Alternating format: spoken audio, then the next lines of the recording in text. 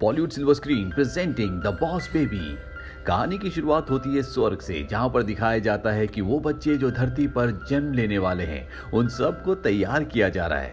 इसमें कुछ ऐसे बच्चे होते हैं जो बहुत ही मासूम होते हैं, लेकिन इन्हीं मासूम बच्चों में कुछ ऐसे भी होते हैं जिनका दिमाग बहुत तेज होता है। ऐसे बच्चों को अलग कैटेगरी में रखा जाता है, जिन्हें सूट पहनाया जाता है बिल्कुल ऐसे कि जैसे वो बॉस हों। ये बच्चे यहाँ पर सारा काम मैनेज करते हैं। वहीं हमें एक फैमिली को दिखाया जाता है जो कि टिम की फैमिली है। वो अपने माता पिता के साथ बहुत खुश हैं। टिम के माता पिता उसे हमेशा प्यार करते हैं, उसके साथ खेलते हैं। टिम को पता चलता है कि अब उसका नया भाई आने वाला है और बहुत जल्दी उसके घर में एक छोटा नन्हा मुन्ना बच्चा आ जाता है। टिम के माता पिता टिम को उसके छोटे बेबी भाई से मिलवाते हैं, लेकिन टिम उसे देखकर बिल्कुल खुश नहीं होता क्योंकि उसके एक्सप्रेशन बच्चों वाले बिल्कुल भी नहीं होते। पर जब वो बच्चा अपने माँ बाप के पास होता तो वो उनके आगे रोता, उनसे चीजों की डिमांड करता, ऐसे बिहेव करता कि वो सच में नन्हा बच्चा है। लेकिन जब उस बेबी के माँ बाप उसके सामने नहीं होते तो वो ऐसे बिहेव करता जैसे वो कोई बड़ा आदमी है। टिम के माता पिता जो वक्त पहले टिम को दिया करते थे, अब वो सारा वक्त टिम के छोटे भाई को यानी कि बेबी को देते हैं। इसी वजह से टिम के दिल में जेलसी आ जाती है। एक रात को टिम के माता पिता जब सो रहे होते हैं तो टिम देखता है कि उसका छोटा भाई यानी कि बेबी टेलीफोन पर किसी से बात कर रहा है। ये देखकर टिम पूरी तरह से हैरान हो जाता है क्योंकि इतनी छोटी उम्र के बच्चे बात भी नहीं कर पाते। टिम को उस पर बहुत गुस्सा आता है। वो बेबी से पूछता है कि तुम कौन हो, इतनी छोटी उम्र में बात कैसे कर सकते हो, तुमने मेरे घर पर आकर मेरी जगह ले ली। बेबी अब पूरे बड़ों की तरह उसके सामने आता है और कहता है कि ये तुम्हारे बस की बात नहीं है, और कुछ पैसे टिम की तरफ उछालता और कहता है कि अपना मुंह बंद रखना, मैं यहाँ पर एक सीक्रेट मिशन पर आया हूँ। टिम पूछता है कैसा मिशन, मैं तुम्हारी सच्चाई माता पिता को बता दूंगा। लेकिन बेबी कहता है कि वो तुम्हारी बातों पर यकीन नहीं करेंगे, चाहे तुम कुछ भी कर लो, और जो प्यार वो मुझे करते हैं वो मुझे ही मिलेगा, तुम उस प्यार को कभी हासिल नहीं कर सकते। टिम कहता है कि तुम बहुत बुरे हो। अब टिम बेबी की सच्चाई माता पिता को बताना चाहता है, लेकिन वो जानता है कि उसकी बातों पर कोई भी यकीन नहीं करेगा। इसीलिए वो सबूत इकट्ठा करने के लिए उस जगह पर जहां पर बेबी बातें करता है वहां पर एक रिकॉर्डर लगा देता है और अलग अलग तरह से सबूत इकट्ठा करने की कोशिश करता है। वहीं बेबी को दिखाया जाता है जो अपनी उम्र के बच्चों की एक मीटिंग रखता है। घर पर सबको लगता है कि बच्चे आपस में खेल रहे हैं, लेकिन उन्हें नहीं पता होता कि बेबी सिर्फ उम्र में और दिखने में बच्चा है, उसका दिमाग बड़ों से भी ज्यादा तेज है। बेबी अब मीटिंग शुरू करता है, लेकिन उसे पता चल जाता है कि टिम उसकी आवाज रिकॉर्ड करना चाहता है। इसीलिए अपने साथ के बेबीज को कहता है कि तुम्हें शोर मचाना होगा ताकि टिम हमारी आवाज को रिकॉर्ड ना कर सके। सभी बच्चे ऐसा ही करते हैं, जिस वजह से टिम आवाज रिकॉर्ड नहीं कर पाता। अब बेबी अपनी मीटिंग शुरू करता है, जहां पर वो प्रोजेक्टर पर सभी बच्चों को डॉग्स की, पपीज की फोटोज दिखाता है। वो कहता है कि इन पपीज ने हमारी जगह ले ली है। पेरेंट्स अपने घर में पपीज को लाते हैं और बच्चों से ज्यादा उन्हें प्यार करते हैं, उन्हें वक्त देते हैं। हमें किसी भी कीमत पर इसे रोकना होगा। वो एक कंपनी के बारे में बताता है जिसका नाम होता है पपी को। बेबी बॉस कहता है कि हमें इस कंपनी को बंद करवाना होगा। अब टिम ने ये सारी चीजें रिकॉर्ड कर ली होती है, पर इससे पहले कि वो सबूत अपने माता पिता को देता, बेबी बॉस को और उसके साथियों को पता चल जाता और टिम का पीछा करते हैं। हालांकि टिम उस टेप को बचाने की बहुत कोशिश करता है, लेकिन टेप उसके हाथ से छूटकर सड़क पर गिर जाता और तभी गाड़ी आती है और टेप टूट जाता है। यानी कि टिम के पास अपने भाई के खिलाफ अब कोई भी सबूत नहीं है। अब यहाँ पर टिम के माता पिता भी आ जाते हैं। वो देखते हैं कि टिम अपने छोटे भाई को डांट रहा है। ये देखकर वो टिम को डांटते हैं। टिम का भाई अपने माता पिता को देखते ही बिल्कुल मासूम बन जाता है। इसके बाद टिम को बहुत बुरा लगता है, इसीलिए वो अपने कमरे में रहना शुरू कर देता है। उसे लगता है कि जैसे वो किसी जेल में बंद है। तभी वहां पर बेबी बॉस आता है और वो टिम से कहता है कि मैंने तुम्हें पहले कहा था कि तुम इस बारे में किसी को बताने की कोशिश मत करना, मुझे तुम्हारे लिए बहुत बुरा लग रहा है। टिम कहता है कि तुम कौन हो और तुम्हारा मकसद क्या है। इसके बाद बेबी बॉस कहता है कि चलो मैं तुम्हें बताता हूँ, और वो टिम को गायब करके अपनी दुनिया में ले जाता है जहाँ पर बहुत सारे छोटे छोटे बच्चे होते हैं जो बड़ों की तरह काम कर रहे होते हैं। वो टिम को कहता है कि इन्हें छोटा बच्चा मत समझना, इन सब का दिमाग बहुत तेज है। मुझे धरती पर इसलिए भेजा गया है ताकि मैं इस बात का पता लगा सकूं कि डॉग्स के अंदर ऐसी कौन सी बात है कि इंसान अब बच्चों से ज्यादा डॉग से प्यार करते हैं, और अगर मैंने इस बात का पता लगा लिया तो मुझे यहाँ पर प्रमोशन मिलेगा, मुझे एक बहुत बड़ा ऑफिस मिलेगा। वो वहां पर टिम को अपने बॉस की फोटो भी दिखाता है। टिम अपने भाई से पूछता है अगर तुम्हें नौकरी से निकाल दिया गया तो क्या होगा। वो कहता है कि अगर मुझे नौकरी से निकाल दिया गया तो मैं आम बच्चों की तरह बन जाऊंगा, मुझे हमेशा तुम्हारा छोटा भाई बनकर रहना पड़ेगा। मॉम डैड भी हमेशा मुझे तुमसे ज्यादा प्यार करेंगे, क्या तुम ऐसा चाहते हो? टिम कहता है कि मैं बिल्कुल भी ऐसा नहीं चाहता, तुम अपना मिशन पूरा करो और घर से हमेशा के लिए चले जाओ। बेबी कहता है कि इसके लिए तुम्हें मेरी मदद करनी होगी। टिम उसकी मदद करने के लिए मान जाता है। बॉस बेबी अपने भाई से कहता है कि तुम जानते हो हमारे मॉम डैड उस कंपनी में काम करते हैं जो पपीज को डिलीवर करते हैं और हमें किसी भी कीमत पर उस कंपनी में जाना होगा। टिम कहता है कि तुम्हारी वजह से मॉम डैड ने मुझे सजा दी है कि मैं घर से बाहर नहीं निकल सकता। बेबी बॉस कहता है कि तुम मुझसे अच्छे से बात करो, मुझे खिलाओ, मुझसे अच्छे से बिहेव करो, तुम्हारी सजा खत्म हो जाएगी।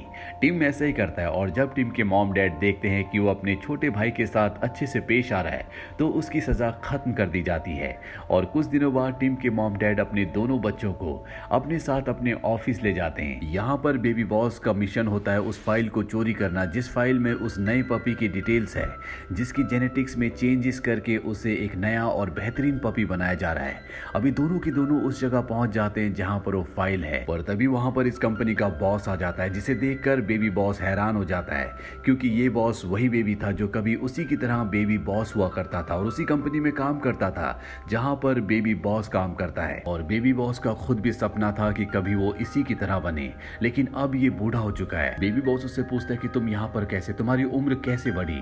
दरअसल इन छोटे बेबी बॉस के पास एक खास मिल्क होता है जिसे पीने के बाद इनकी उम्र, कदकाठी, साइज कुछ भी नहीं बढ़ता। डॉग कंपनी का मालिक कहता है कि मेरा भी तुम्हारी तरह सपना था कि मेरा प्रमोशन हो, मुझे खुद का केबिन मिले, पर जब एक बार मैं एक मिशन को पूरा नहीं कर पाया तो मुझे नौकरी से निकाल दिया गया, मेरा मैजिकल मिल्क मुझसे छीन लिया गया और मेरी उम्र बढ़ने लगी और अब मैं बूढ़ा हो चुका हूँ। इसीलिए मैंने तुम्हें यहाँ तक बुलाने के लिए जाल बिछाया था ताकि मैं तुम्हारे मैजिकल मिल्क को हासिल कर सकूं।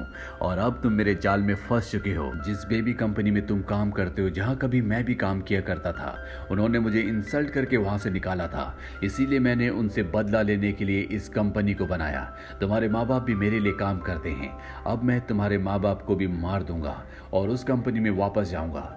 टिम ये बात सुनकर डर जाता है, वो कहता है कि तुम मेरे माँ बाप को नहीं मारोगे। लेकिन डॉग कंपनी का ओनर तो सिर्फ अपना मकसद पूरा करना चाहता है, इसीलिए वो अपने भाई को भेष बदल कर इनका बेबी सिटर बना देता है और खुद टिम के माँ बाप को एक नकली मीटिंग के लिए फ्लाइट से दूसरी जगह भेज रहा है।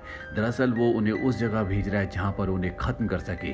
टिम और बेबी बॉस किसी तरह से उस बेबी सिटर को चकमा देकर वहां से निकल जाते हैं, पर जब वो एयरपोर्ट पहुंचते हैं तो डॉग कंपनी का ओनर इन दोनों को देख लेता है, इसीलिए वो जल्दी से टिम के मॉम और डैड को फ्लाइट में बिठाकर रवाना कर देता है। इस बात से टिम को बहुत दुख होता है। टिम इसका सारा इल्जाम बेबी पर लगाता है, वो कहता है कि तुम हमारी जिंदगी में आए, इसीलिए आज मेरे माँ बाप की जान खतरे में है। बेबी उसे मनाता और कहता है कि हम दोनों मिलकर मॉम और डैड को बचाएंगे और ये किसी तरह से छुप के फ्लाइट में बैठ जाते हैं। लेकिन जब एयर होस्टेस इनके पास आती है और पूछती है कि तुम कौन हो, तुम्हारी टिकट्स कहाँ पर हैं, तो ये झूठ बोल देते हैं कि हम फ्लाइट के कैप्टन के बेटे हैं। अभी उस जगह पहुंच जाते हैं जहां पर डॉग कंपनी का इवेंट हो रहा है। यहाँ पर ये आज उस पपी को लॉन्च करने वाले हैं जिसके जेनेटिक में चेंज करके उसे बनाया गया है। और जब लोग उस पपी को देखते हैं तो बहुत खुश हो जाते हैं क्योंकि वो बहुत क्यूट होता है। सब अपने बच्चों को छोड़कर पपी की तरफ भागते हैं और डॉग कंपनी का मालिक भी यही चाहता है। वहीं स्टेज से टिम के माँ बाप अपने बच्चों को देख लेते और समझ जाते हैं कि यहाँ पर कुछ न कुछ गड़बड़ है, पर इससे पहले कि वो उन तक पहुंचते डॉग कंपनी का मालिक उन्हें धक्का देकर एक बॉक्स में बंद कर देता है। टिम और बेबी बॉस अपने माँ बाप को बचाने के लिए अंदर पहुंच जाते हैं जहां पर वो देखते हैं कि एक रॉकेट लॉन्च होने वाला है जिसके अंदर बहुत सारे पपीज हैं और उन पपीज को वही मैजिकल दूध पिलाया जा रहा है जो खुद बेबी बॉस पीता है, जिससे वो कभी बड़ा नहीं होता, हमेशा बच्चा ही रहता है। यानी कि ये पपीज भी हमेशा जिंदा रहेंगे और हमेशा छोटे और क्यूट रहेंगे। दरअसल डॉग कंपनी के ओनर ने बेबी बॉस के मैजिकल मिल्क से बहुत सारा मिल्क बना लिया होता है। बेबी बॉस अपने माँ बाप को छुड़ाना चाहता है, इसीलिए वो उस ढक्कन को खोल देता है जहां पर बहुत सारे पपीज होते हैं। सारे पपीज बाहर निकल आते हैं जिस वजह से डॉग कंपनी का ओनर खुद उस मैजिकल मिल्क में गिर जाता है और एक बच्चा बन जाता है। उसका भाई उसे उठा लेता और उसके मुंह में एक निप्पल लगा देता है। अब यहाँ पर बेबी बॉस का जो मकसद था वो पूरा हो चुका है। उसने रॉकेट को लॉन्च होने से रोक लिया, यानी कि दुनिया भर में पपीज को फैलने से उसने बचा लिया है। उसे अब प्रमोशन भी मिल जाएगा। वो अपने भाई टीम से कहता है कि मेरा मकसद पूरा हुआ, अब मुझे जाना होगा। इसके बाद बेबी बॉस यहाँ से निकल जाता है, लेकिन उसके जाने के बाद यहाँ पर उसी की दुनिया के छोटे छोटे रोबोट्स आते हैं जो उसके माँ बाप की मेमोरीज से उस बच्चे को यानी कि बेबी बॉस को हमेशा के लिए मिटा देते हैं और उसकी जितनी चीजें होती हैं वो घर से ले जाते हैं। वहीं टिम जो पहले बेबी बॉस के जाने से खुश था लेकिन अब उसे घर में अकेलापन लगता है। वहीं बेबी बॉस को दिखाया जाता है जिसे प्रमोशन मिल जाता है, उसका पर्सनल केबिन मिल जाता है, पर वो भी वहां पर उदास होता है क्योंकि वो टिम को और अपने माँ बाप को मिस करता है। वहीं टिम अपने बेबी बॉस को अपने भाई को एक लेटर लिखता है कि तुम वापस आ जाओ। बेबी बॉस को जब ये लेटर मिलता है तो वो भी अपने भाई और अपने माँ बाप के पास वापस जाना चाहता है क्योंकि प्रमोशन मिलने के बाद उसके पास सिर्फ काम है, वो सबसे अकेला बैठा रहता है। इसीलिए वो उन बेबीज की लाइन में बैठ जाता है जो इंसानों की दुनिया में अब जाने वाले हैं और इस तरह से वो एक आम बच्चा बनकर टिम के घर वापस आ जाता है, यानी कि अब वो आम बच्चों की तरह बड़ा होगा। कई साल बीत जाते हैं और दिखाया जाता है कि टिम अब बड़ा हो चुका है, उसकी एक बेटी है जिसे वो पूरी कहानी सुना रहा होता है। तभी वहां पर एक आदमी आता है जिसने काला सूट पहना होता है जो टिम का छोटा भाई है। ये वही बेबी बॉस है जो कभी छोटा हुआ करता था लेकिन अब ये दूसरों की तरह बढ़ चुका है। इसका नाम टेड होता है। यहाँ पर टिम की एक और बेटी होती है और वो भी टिम के छोटे भाई यानी कि टेड की तरह जो कभी बॉस बेबी हुआ करता था।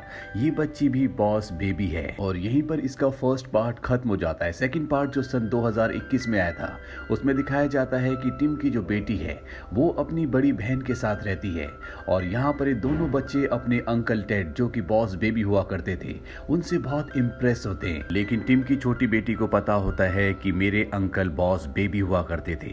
अब वो अपने पिता टिम के पास जाती है और कहती है कि मुझे एक मिशन मिला है, तुमने कभी अपने छोटे भाई की मदद की थी, मुझे भी तुम्हारी मदद की जरूरत है। लेकिन टिम उसकी बातों पर ध्यान नहीं देता। बॉस बेबी कहती है कि मैं आप दोनों को उस मिशन पर लेके जाऊंगी और वो खुद ही अपने पिता के मोबाइल से अपने अंकल टेड को एक वॉइस नोट भेजती है जिस वजह से टेड उनके घर पर आ जाता है और अब ये तीनों बैठे होते हैं जहां पर बेबी बॉस अपने डैड और अंकल से कहती है कि मैं आप दोनों को बेबी कॉर्पोरेशन लेकर जाना चाहती हूँ जहां से मैं आई हूँ। और वो इन दोनों को एक निप्पल देती है और जैसे ही उसे मुंह में डालते हैं तो ये तीनों के तीनों बेबी कॉर्पोरेशन पहुंच जाते हैं जहां से खुद कभी टेड आया था। यहाँ आने के बाद टेड को याद आ जाता है कि वो भी कभी बॉस बेबी था। यहाँ पर जो अब बॉस बेबी है यानी कि टिम की बेटी वो इन दोनों को बताती है कि एक टीचर है जो बच्चों के दिमाग में ये डाल रहे हैं कि बच्चों को पेरेंट्स की जरूरत नहीं है, वो अपना ख्याल खुद रख सकते हैं। टिम को एहसास होता है कि शायद इसीलिए उसकी बेटी उससे अब दूर हो गई, पहले वो उससे बहुत प्यार करती थी। बॉस बेबी कहती है कि हमें उस टीचर को रोकना होगा लेकिन टिम और उसका जो छोटा भाई टेड है वो कहते हैं हम दोनों बड़े हैं, हम उस क्लास में नहीं जा सकते जहां पर वो टीचर है। बॉस बेबी इन दोनों को मैजिकल मिल्क पिलाती है जिससे दोनों के दोनों छोटे हो जाते हैं, पर ये छोटे सिर्फ 48 घंटों के लिए हैं। 48 घंटे के बाद ये दोबारा बड़े हो जाएंगे। इसके बाद ये दोनों वापस अपने घर पर आ जाते हैं लेकिन टिम अपनी पत्नी से और अपनी बड़ी बेटी से छुपता है। ये दोनों अपनी छोटी बेटी यानी कि बॉस बेबी के रूम में छुप जाते हैं और अगले दिन किसी तरह से अपनी बेटी के स्कूल पहुंच जाते हैं। टिम अपने छोटे भाई टेड को बच्चों के साथ छोड़ देता है क्योंकि उसकी उम्र बहुत ज्यादा छोटी होती है और खुद अपनी बेटी की क्लास में चला जाता है जहां पर बच्चे उसे परेशान करते हैं। लेकिन टिम की बेटी उसे कहती है कि आप मेरी सीट पर बैठ जाओ। ये देखकर टिम को बहुत अच्छा लगता है कि उसकी बेटी दयालु है और अब उसी टीचर की क्लास शुरू हो जाती है जिस टीचर के बारे में इन्वेस्टिगेशन करने के लिए ये यहाँ पर आए हैं। लेकिन ये ऑनलाइन क्लास होती है। यहाँ पर टिम की बेटी हर एक सवाल का बहुत खूबी से जवाब देती है जिससे टिम बहुत खुश होता है। लेकिन तभी 11:30 बज जाते हैं और टिम को अपने भाई टेड से मिलने के लिए जाना है जो छोटे बच्चों के साथ है। वो बहुत यहाँ से निकलने की कोशिश करता है लेकिन चाहकर भी वो यहाँ से निकल नहीं पाता। वहीं टेड को दिखाया जाता है जो छोटे बच्चों के साथ अपना दिमाग लगाकर वहाँ के सभी कैमरास को ऑफ कर देता है और इसके बाद किसी तरह से वहाँ से निकल जाता है और उस टीचर के ऑफिस में पहुँच जाता है जो बच्चों के दिमाग में ये डाल रहा है कि हमें पेरेंट्स की जरूरत नहीं है। वो टीचर उसे देखकर कहता है कि मैं तुम्हारा इंतजार कर रहा था, मैंने सीसीटीवी कैमरे में देखा तुमने किस तरह से वहां से निकलने की कोशिश की, मैं जानता हूं कि तुम बेबी कॉर्पोरेशन से आए हो। और इसके बाद वो उसे अपना असली चेहरा दिखाता है। दरअसल ये एक बड़े आदमी की बॉडी होती है लेकिन इसके अंदर जो इंसान जो टीचर है वो एक बच्चा है। अब यहाँ पर टेड और टीचर के बीच में जो भी बातें हो रही होती है उन सभी बातों को बॉस बेबी एक डिवाइस से सुन रही होती है लेकिन टेड से गलती से वो डिवाइस उस कैंडी के जार में गिर जाता है जिस जार से टीचर कैंडी खा रहा होता है और गलती से वो उस डिवाइस को भी चबा जाता है जिससे बॉस बेबी इन दोनों की बातें सुन रही होती है। अब बॉस बेबी इनकी बातें नहीं सुन सकती। टीचर टेड से कहता है कि तुम उस मीटिंग में जा सकते हो जिस मीटिंग में मैं भी आने वाला हूँ। और जब टेड वहां पर जाता है तो देखता है कि वहां पर बहुत सारे निंजा बेबी हैं जो उस पर हमला कर देते हैं, पर इससे पहले कि वो टेड को घायल करते टीचर आकर उसे बचा लेता है और उसे दूसरी जगह ले जाता है जहां पर बहुत बहुत सारे छोटे छोटे बेबी होते हैं जो बहुत ज़्यादा ट्रेंड होते हैं। टीचर बताता है कि इन सब बेबी से मुझे ज़िंदगी में, दुनिया में बहुत ज़्यादा प्रसिद्धि मिल रही है। वो टेड को बताता है कि मेरे माँ बाप मुझे बिल्कुल पसंद नहीं करते थे, इसीलिए मैं वहाँ से भाग आया और अब मैं एक ऐसी चीज़ बना रहा हूँ जिससे हर एक बेबी को अपने माँ बाप से, अपने पेरेंट्स से पूरी तरह से छुटकारा मिल जाएगा। अब टेड बॉस बेबी के पास आता है। कुछ देर बाद यहाँ पर टिम भी आ जाता है। टेड इन दोनों को बताता है कि टीचर के प्लान्स क्या हैं। अगले दिन स्कूल में एक इवेंट होता है जहाँ पर सभी पेरेंट्स आए होते हैं और तभी टेड टीचर के सूट में, जो कि पूरा एक रोबोटिक सूट है और उसके अंदर एक बच्चा है, उसमें एक डिवाइस फिट कर देता है जिससे उसके सूट का पूरा कंट्रोल बॉस बेबी के पास आ जाता है। अब यहाँ पर जो इवेंट होता है वो शुरू हो जाता है जहाँ पर सभी बच्चे परफॉर्म कर रहे होते हैं, लेकिन टीचर ने यहाँ पर सभी पेरेंट्स के मोबाइल में एक सॉफ्टवेयर ऑटो अपलोड कर दिया होता है और जैसे पेरेंट्स अपने बच्चों की फोटो क्लिक करते हैं वो ज़ॉम्बीज बनना शुरू हो जाते हैं। टीचर ने ऐसा इसलिए किया होता है ताकि पेरेंट्स अपने बच्चों को डराएं और बच्चे अपने पेरेंट्स से हमेशा के लिए दूर हो जाएं और यही उसका मकसद होता है। टेड को ये बात पता चल जाती है और वो ये बात बॉस बेबी को बताता है और कहता है कि शो को बंद करवा दो, लेकिन बॉस बेबी के पास जो कंट्रोल होता है उससे शो को बंद नहीं करवाया जा सकता। शो को बंद करने का, ऑफ करने का जो हैंडल होता है वो स्टेज के पीछे होता है जहां पर टिम है। वो टिम को ऐसा करने के लिए कहते हैं, लेकिन टिम ऐसा नहीं करता क्योंकि उसकी बेटी अब परफॉर्म करने वाली है। वो वही गाना परफॉर्म करने वाली है जो टिम ने खुद उसे सिखाया है। अब उसकी बेटी परफॉर्म करने चली जाती है, लेकिन अब यहाँ पर टिम का छोटा भाई टेड आ जाता है। वो उस हैंडल को नीचे कर देता है, पर ये टीचर का एक ट्रैप होता है। अब टीचर के निंजा बेबीज यहाँ पर आ जाते हैं और इन दोनों को बांध देते हैं और इसके बाद इन दोनों को पानी में छोड़ दिया जाता है। वही टिम की बेटी परफॉर्म करती है और वो बहुत ही बेहतरीन परफॉर्म करती है। सब उसकी परफॉर्मेंस से बहुत खुश होते हैं, इसीलिए सब उसकी फोटोज खींच रहे होते हैं और जब उसकी परफॉर्मेंस खत्म हो जाती है तो कोई भी उसके लिए तालियां नहीं बजाता। इससे टिम की बेटी को बहुत दुख होता है। वो वहां से रोते हुए चली जाती है, लेकिन उसे नहीं पता था कि अब पूरी की पूरी ऑडियंस ज़ॉम्बीज बन चुकी है। उसे एहसास होता है कि टिम और टेड आसपास कहीं भी नहीं है। बॉस बेबी समझ जाती है कि टीचर ने उन दोनों को पकड़ लिया, इसीलिए वो टिम की बड़ी बेटी यानी कि अपनी बहन के पास जाती है और उसे अपनी असलियत बता देती है। साथ ही वो ये भी बताती है कि हमारे पिता को और अंकल को उस टीचर ने शायद पकड़ लिया है, हमें उन्हें बचाना होगा। वही टिम और टेड को दिखाया जाता है जो भागने की कोशिश करते हैं, पर तभी वहां पर निंजा बेबीज आ जाते हैं और इससे पहले कि वो उन पर हमला करते, यहाँ पर बहुत सारे छोटे छोटे बच्चे आ जाते हैं जो उन निंजा बेबीज से लड़ते हैं। दरअसल इन सबको यहाँ पर बॉस बेबी और टिम की बड़ी बेटी लाई होती है। अब यहाँ पर टीचर भी आ जाता है, लेकिन तभी बॉस बेबी टीचर का बड़ा सूट पहन लेती है क्योंकि उसके पास भी सूट्स का कंट्रोल है और टीचर से फाइट करना शुरू कर देती है। वहीं उसकी बड़ी बहन यानी कि टिम की बड़ी बेटी उस कंट्रोल पर एक्सेस पा लेती है जिससे सभी इंसानों को नॉर्मल किया जा सकता है, पर उसे समझ में नहीं आता कि ये वो कैसे करे। अचानक उसे याद आता है कि सोडे के अंदर जब मिंटोस को डाला जाता है तो उसमें बबल्स बनते हैं और वो यहाँ पर भी यही करते हैं जिससे यहाँ पर बहुत सारे बबल्स बनते हैं और पूरा सिस्टम खराब हो जाता है जिससे सभी लोग नॉर्मल हो जाते हैं। पर अब वो टीचर बॉस बेबी को पकड़ लेता है, लेकिन बॉस बेबी उसी के सूट को पहनकर उसे बच्चों की तरह अपने हाथ में उठा लेती है, यानी कि अब वो कुछ भी नहीं कर सकता। लेकिन इसी दौरान टिम की बड़ी बेटी ऊपर से नीचे गिरने वाली होती है। टिम उसे बचाने के लिए भागता है और अब वो भागते भागते बड़ा भी हो जाता है क्योंकि 48 घंटे पूरे हो चुके हैं और वो अपनी बेटी को पकड़ लेता है। टिम और उसकी बेटी अब पहले की तरह एक दूसरे से बहुत क्लोज है। यहाँ पर जितने भी पेरेंट्स होते हैं वो सब नॉर्मल हो चुके हैं, वो सब अपने बच्चों के पास जाते हैं, उनसे प्यार करते हैं और जब टीचर ये देखता है तो उसे एहसास होता है कि इस दुनिया में परिवार से बड़ा कुछ नहीं होता और मुझे भी अपने परिवार के पास वापस जाना चाहिए। वहीं इस मूवी के अंत में दिखाया जाता है कि टेड जो कि बच्चों की तरह रहना भूल गया था, अब वो क्रिसमस के दिन बच्चों की तरह खेल रहा है, अपने परिवार के साथ एंजॉय कर रहा है। इस कहानी से पता चलता है कि इस दुनिया में परिवार से बड़ी कोई भी चीज नहीं होती। अगर आप अपने परिवार के साथ खुश हैं तो आपके पास दुनिया की सारी खुशियां हैं। उम्मीद करते हैं कि दोनों पार्ट्स आपको पसंद आए होंगे।